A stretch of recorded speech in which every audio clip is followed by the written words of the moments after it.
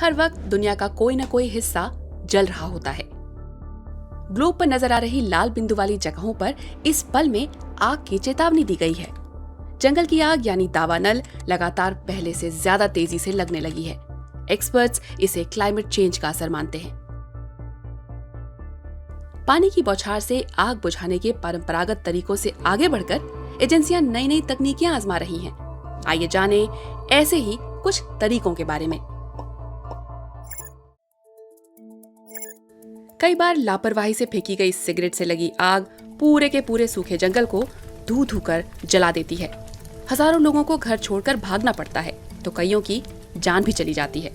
इलाके में रहने वाले लोगों से प्रशासन तक ऐसी जानकारी पहुंचने में कई बार घंटे तो कभी-कभी दिन तक लग जाते हैं। टेक्नोलॉजी की मदद से ये काम कुछ मिनटों में किया जा सकता है।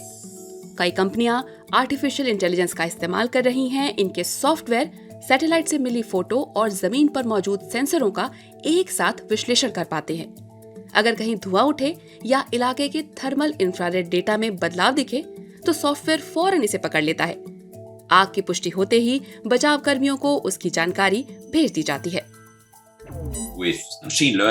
मशीन लर्निंग के इस्तेमाल से हम कंप्यूटरों को सिखा सकते हैं कि असल लपटें कैसे पकड़ें। ऐसी तकनीक भी है जिससे अलग अलग तरह की लपटों की पहचान की जा सके।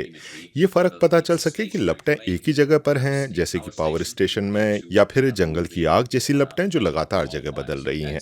ऐसी ऑटोमेटिक डिटेक्शन की तकनीक काफी काम आती है। इस बेरोक टोक बढ़ने वाली वाइल्ड फायर को जल्द से जल्द काबू करना जरूरी होता है, वरना अपनी रॉ में बढ़ती लपटें इतनी जल्दी जल्दी दिशा बदल सकती हैं जैसे हवाएं। ऐसे में फायर मैप नाम की तकनीक बहुत काम आती है। ये अगले कुछ घंटों में आग के बढ़ने की दिशा का अनुमान लगा सकती है। इसमें भी आर्टिफिशियल इंटेलिजेंस यानी AI की तकनीकें काम आती हैं, जो मौसम, जंगल के सूखेपन, आग के ऐतिहासिक डेटा जैसी जानकारियों को जमीन पर लगे सेंसरों और सैटेलाइट से मिली जानकारियों के साथ मिलाकर बहुत जल्दी से रिकॉर्ड तैयार करती हैं। ऐसे सॉफ्टवेयर भी बन चुके हैं जो एक मॉडल के तौर पर दिखाते हैं कि वाइल्ड फायर किस तरह से आगे बढ़ेगी। इससे बचाव कर्मियों को जल्दी और सटीक फैसले लेने में बहुत मदद मिलती है। रियल टाइम फोटो और जानकारियां भेजने के लिए ड्रोन्स का इस्तेमाल भी होता है। ड्रोन का फायदा ये है कि वो धुएं के बीच भी उड़ सकता है और रात के अंधेरे में भी। छोटी मोटी आग से निपटने में तो ड्रोन बहुत ज्यादा कारगर हैं, क्योंकि बिना किसी की जान जोखिम में डाले वो बहुत पास जा सकते हैं। वरना हर साल एयरक्राफ्ट मिशन पर भेजे गए कितने ही फायर फाइटर्स अपनी जान गंवा देते हैं। तो अगर केवल इस एक एंगल से भी देखा जाए तो खतरनाक जगहों पर इंसान के बिना काम करने वाली तकनीक भी अपने आप में बहुत बड़ा फायदा है। लेटेस्ट तकनीक वाले ऐसे हेलमेट भी बन गए हैं जो दमकल कर्मियों के काम आते हैं। इनमें ऑगमेंटेड रियलिटी यानी AR टेक्नोलॉजी और थर्मल इमेजिंग का बेजोड़ मेल है, जिससे फायर फाइटर्स धुएं और अंधेरे में भी देख पाते हैं। इससे बेहतर क्या होगा अगर वाइल्ड फायर लगने ही ना पाए। अमेरिका के कैलिफोर्निया राज्य को देखिए, जो साल दर साल इसे झेलता है।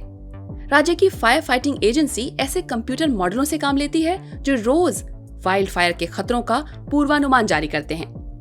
इस तरह के फोरकास्ट अक्सर GIS यानी जियोग्राफिक इंफॉर्मेशन सिस्टम पर आधारित होते हैं। GIS एक कंप्यूटर सिस्टम है जो किसी जगह के मैप, सड़कों, इमारतों और हरियाली जैसे डेटा का विश्लेषण करता है।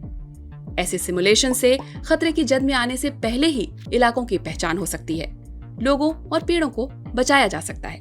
इससे प्रशासन को समय मिल जाता है कि वो ऐसे सूखे पेड़ों को वहां से हटा सकें जो आग फैलाने में ईंधन बन सकते हैं। क्लाइमेट चेंज जंगल की आग में घी झोंक रहा है। नई तकनीकें आने से इनका जल्दी पता लग पा रहा है। आग के जोखिम की पहचान हो जाना तो कहीं बेहतर है, बजाय इसके कि आग बुझानी पड़े। इसीलिए तकनीक सबसे कारगर है जो कहीं आग लगने से पहले ही उसे रोकने के काम आ सकती है। कमेंट करके बताइए कि आपके यहाँ आग से कैसे निपटते हैं।